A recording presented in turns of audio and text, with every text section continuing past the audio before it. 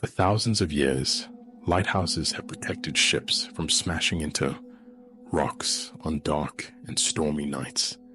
It is the noble job of these towering beacons to guide travelers to safety. Yet lighthouses also feature prominently in stories of hauntings and horror. Spread by locals, fishermen, and sailors, these tales circulate wherever the land meets the sea. Collected below are some of the creepiest legends surrounding lighthouses in the United States. Hey folks, before we start with today's video, remember to subscribe as it really helps the channel. Number 1. Mysterious piano music plays at Seguin Island Lighthouse, commissioned by none other than George Washington. The original wooden tower of Seguin Island Lighthouse was built in 1795 off the southern coast of Georgetown, Maine. That tower was removed and replaced with a stone structure in 1819. It was rebuilt once more with cut stones in 1857, and it's that version of the lighthouse that stands to this day. The haunting of the lighthouse stems from a story of a keeper and his wife from sometime in the mid-19th century. Isolated from the population, the keeper had a piano delivered to alleviate the couple's loneliness. Unfortunately, his wife was only able to play a single song, and she played it over and over again. Eventually, this drove the keeper to take an axe to the piano, then his wife, and then himself. To this day, people visiting the picturesque lighthouse claim to hear the ghostly melody the keeper's wife played so long ago. Others have spoken of a young girl's ghost who runs around laughing and waving at them. Members of the U.S. Coast Guard have spoken of ghostly sounds, furniture being moved about, and items going missing. Another story stems from the dismantling of the light in 1985 by the U.S. Coast Guard. A warrant officer was awakened one night by a ghostly apparition dressed in oilskins who was shaking his bed. The figure said, "Don't take the furniture. Please leave my home alone." The very next day, the ship that was carrying the furniture sank. Some believe the keeper's ghost was trying to keep his furniture as close to his home as possible. Number 2. Furniture moves by itself. In Street, Augustine Lighthouse. St. Augustine's famous lighthouse has long been a destination for ghost hunters. The tower's construction began in 1871 and was completed in 1874. The superintendent in charge of construction, Hezekiah H. Pitti, had 4 children who were involved in a terrible accident.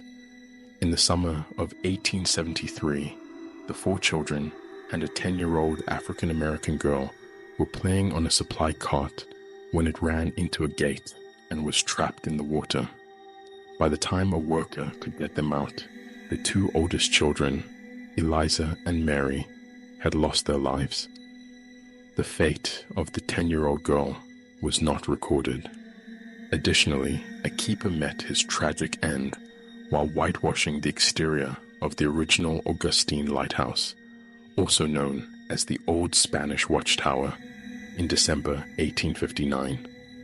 While working more than 60 feet up, the scaffolding failed and collapsed underneath the keeper's feet. The keeper and both children are said to haunt the current lighthouse to this day. Visitors to the tower have noted the presence of various shadowy figures, a hand reaching through the tower door, and furniture that moves about on its own. Number 3. 1 child and 2 adult specters. Wonder Battery Point Lighthouse. Battery Point Lighthouse is somewhat unique in that it is accessible by foot during low tide, but only by boat during high tide. Built in 1856 and decommissioned by the U.S. Coast Guard, in 1965, the lighthouse has built up quite a reputation among the residents of Crescent City, California, as a truly haunted location. The lighthouse is said to be visited by 3 distinct spirits, a child and 2 adults. Those who tour the lighthouse have reported a feeling of being touched on their shoulders and the sense of a ghostly presence about. Caretaker's slippers have moved from their bed to another location while they slept. There have been other reports of a rocking chair moving on its own and old sea boots stomping up and down the stairway, as if a ghostly keeper still maintains the light. Number 4. Apparitions appear and then vanish. At Point Lookout Lighthouse. The lighthouse that sits at the mouth of the Potomac River and the Chesapeake Bay in St. Mary's County, Maryland, is reputed to be America's most haunted lighthouse.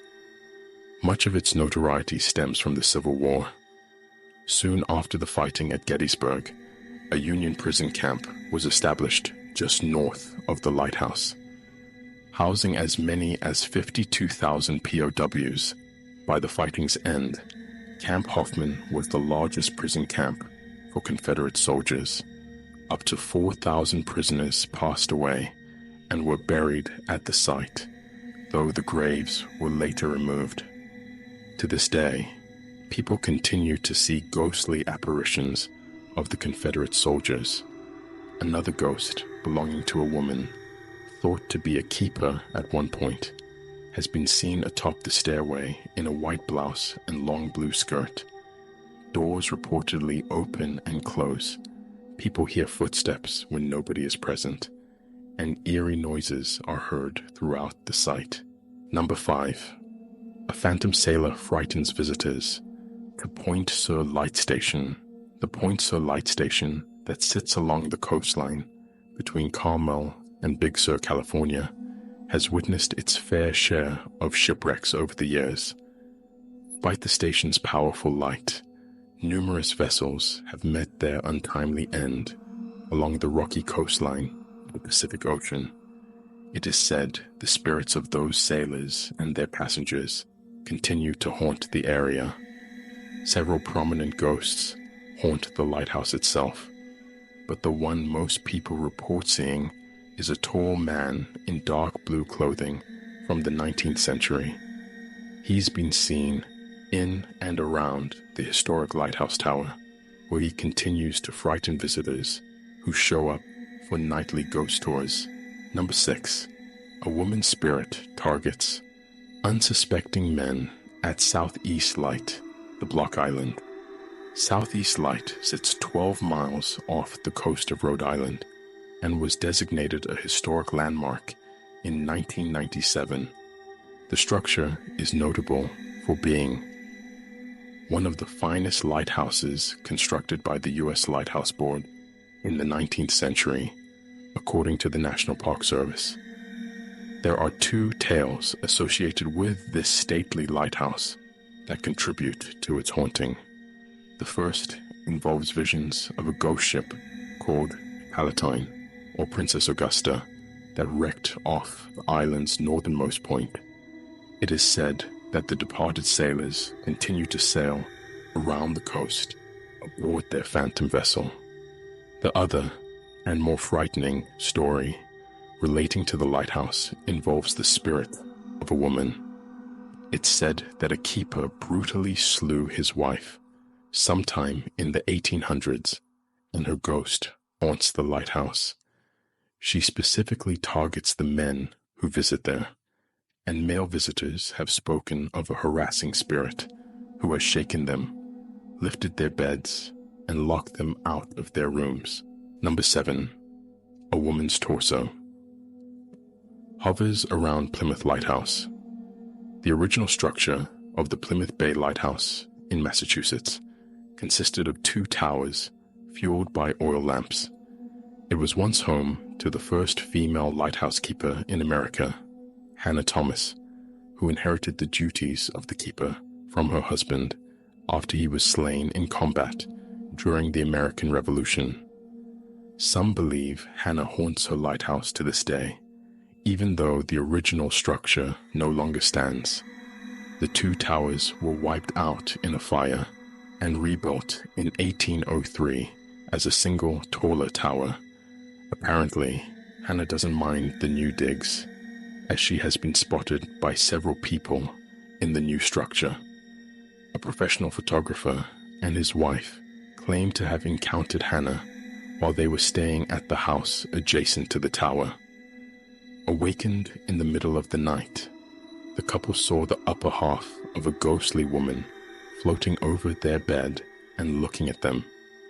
The spirit was wearing 18th century period clothing and had long, dark, flowing hair. Number 8. A tragic figure haunts the bed and breakfast at Big Bay Point Lighthouse. The Big Bay Point Lighthouse near the town of Big Bay, Michigan, was the backdrop of a tragic true story.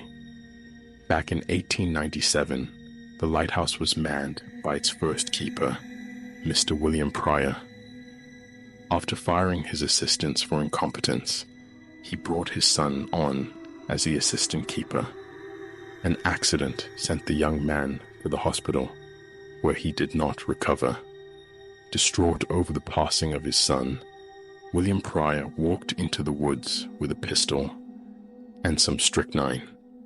A search was conducted, but he wasn't found for another 17 months. A hunter reported seeing a skeleton hanging by a tree, which proved to be the former keeper. Long after the lighthouse was decommissioned, a bed and breakfast took its place. The site is still visited by the ghost of William Pryor, who is said to haunt the guests. Number 9. An old keeper still haunts Saul Schwa Lighthouse. The Saul Schwa Lighthouse was commissioned by the Michigan State Congress back in 1886. After 6 years of construction, the 79-foot tower was placed into operation. Today, the lighthouse is home to a well-known ghost called Captain Joseph Willie Townsend, who is considered something of a paranormal prankster. Captain Townsend lived nearby until he succumbed to consumption in 1910. He passed during winter when the ground was frozen over, which meant he couldn't be buried until the thaw. His body was placed in the basement of the lighthouse and stored for several months. This is said to be the cause of his haunting. His body remained for so long that his spirit was trapped within the tower. Every so often, pieces of cutlery are mixed about on a table, and there is a definite presence of heavy cigar smoke when nobody is smoking anywhere near the building. The old captain has also left his footprints in the snow and has been seen watching people from the windows halfway up the tower. Number 10. Disembodied footsteps are heard within Saginaw River Lighthouse. The Saginaw River Lighthouse was built in the mid-19th century and decommissioned in the 1960s, but the buildings were still used by the U.S. Coast Guard as living quarters well into the 70s. During that time, several people claimed to hear ghostly footsteps inside the old lighthouse tower, even though nobody was present inside and all the doors were locked. The footsteps are believed to belong to the 2 keepers who passed away while working in the lighthouse. The first was Peter Brown, who passed in 1873, leaving his wife Julia to maintain the light. Eventually, George Way came to the lighthouse to take over as keeper, and he also married Julia. He died in 1883, and Julia soon left the lighthouse. It was rumored that Julia slew her husbands to become head keeper, but this was never substantiated. Over the years, the sound of footsteps has led some to believe the ghosts of George Way and Peter Brown are continuing to do their duty, guarding the lighthouse at the mouth of the Saginaw River. Number 11. A slain keeper was summoned back to St. Simon's Lighthouse. Back in 1880, the keeper of the St. Simon's Island Lighthouse, Frederick Osborne, was slain by his assistant, John Stevens. Decades later, A lighthouse keeper's wife was trying to work on the machinery while her husband was away, but couldn't get the lighting mechanism to work. In desperation, she called out to the ghost of Osborne for help, and that's precisely what she got. Osborne appeared to the keeper's wife and began to work on the machinery.